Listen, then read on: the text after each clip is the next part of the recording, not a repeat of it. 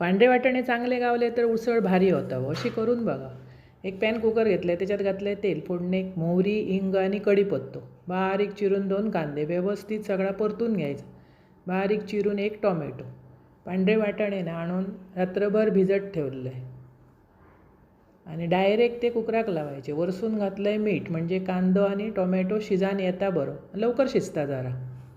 त्याच्यात घातलं आहे हळद, आमचो घरगुती भाजको मसालो, धणे जिरे पूड आणि हो कांदा लसूण मसाला जो विकत मिळता तो सगळा व्यवस्थित परतून पांढरे वाटाणे स्वच्छ धुवून भिजत घातलेलं आहे ते घातलं आणि 1 बटाटो तासून त्याची फोडी घातलं आहे, म्हणजे उसळ ना अप्रतिम लागतं। अशी करून बघा। एक वेळा वाटाणे अजिबात शिजत नाही, मग सगळी उसळ फुकट जाता। एक वाटाणे मस्त शिजतं, ता मात्र कळा येणार नाही ना वाटाणे कसे कळायचे ते।